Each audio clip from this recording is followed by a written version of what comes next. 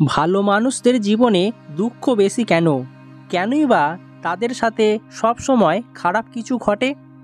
জানতে হলে আজকের ভিডিওটি সম্পূর্ণ দেখুন। দেখার পর বাকি আপনজন বন্ধু, প্রিয়জন বন্ধুর মাধ্যমে শেয়ার করে দিতে ভুলবেন না।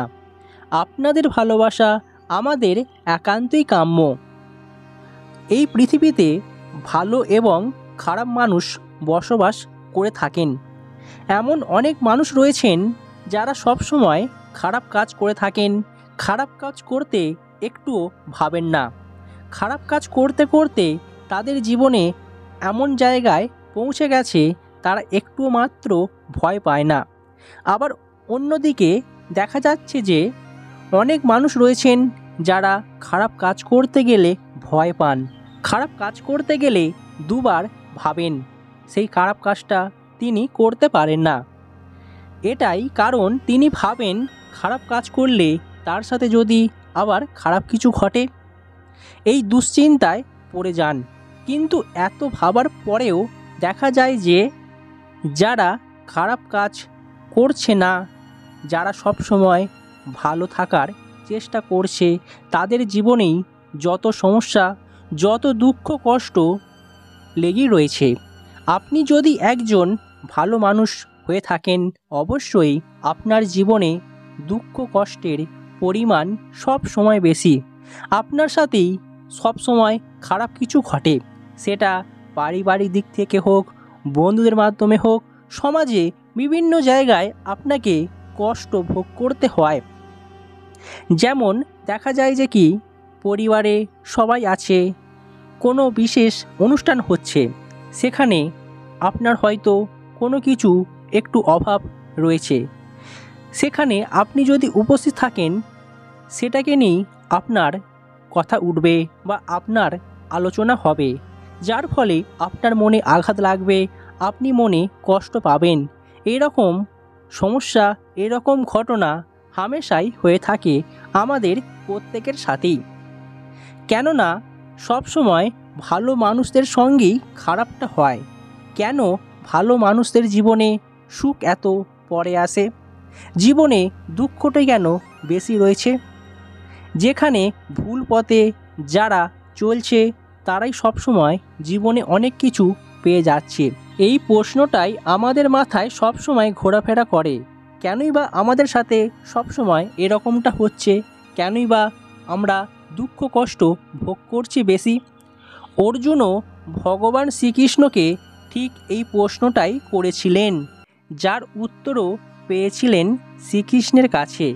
কি প্রশ্ন করেছিলেন আর কী বা উত্তর দিয়েছিলেন শ্রীকৃষ্ণ? শ্রীকৃষ্ণ বলেছিলেন, আমাদের এমনটা মনে হয় যে ভালো মানুষের সাথে সবসময় খারাপ হচ্ছে, কিন্তু আদেও তেমন কিছু হয় না। যে মানুষ সবসময় সৎ সদাচারী হয়, তারা সবসময় চায় তাদের আগের জন্মের সমস্ত পাপ যেন এই জন্মে শীঘ্রই শেষ হয়ে যায়। তারা যেন পাপ থেকে মুক্তি পেয়ে যায়, তারা পাপ থেকে মুক্তি পেতে চায়। মানুষ আগের জন্মে যে পাপ করেছিল তার শাস্তি সে সেই জন্মে ভোগ করেনি, কিন্তু এই জন্মে সে ভালো মানুষ হয়ে জন্ম নিয়েছে, তাই তাকে কষ্ট ভোগ করতে হচ্ছে। আগের জন্মের শাস্তি হিসেবে তাকে পাপকর্মের শাস্তি এই জন্মে ভোগ করতে হচ্ছে। তাই সে চায় তাড়াতাড়ি সমস্ত প্রকার পাপ থেকে মুক্তি পেতে, জীবনে মুক্তি লাভ করতে।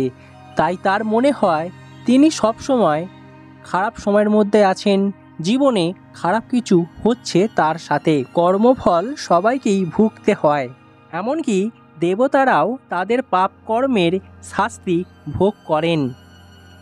মানুষের কর্মের ফলই মানুষের জীবনে কষ্টরূপে আসে। যখন মানুষ তার কর্মফল ভোগ করে নেয়, তখন সে মুক্তির পথ লাভ করে। এই কারণে ভালো মানুষদের সঙ্গে যখন খারাপ কিছু হয়, তখন বুঝতে হবে তারা তাদের আগের জন্মের পাপের শাস্তি ভোগ করেছেন, দ্রুতই তার থেকে মুক্তি পাবেন তারা। সমাজে কে ভালো মানুষ এবং কে খারাপ মানুষ বুঝবেন কি করে? ভালো মানুষদের বৈশিষ্ট্য: ভালো মানুষেরা কখনোই অন্যের খারাপ চায় না। একজন ভালো মানুষের মধ্যে ন্যায়পরায়ণতা বোধ বেশি থাকে। একজন ভালো মানুষ কোনো স্বার্থ ছাড়াই অন্যদের সাহায্য করে, অন্যের বিপদে পাশে দাঁড়ায়। ভালো মানুষরা অন্যের সুখ দেখে হিংসে করে না। তাদের জীবনে সবসময় চেষ্টা থাকে তারা জীবনে উন্নতি করতে পারে খুব ভালোভাবে।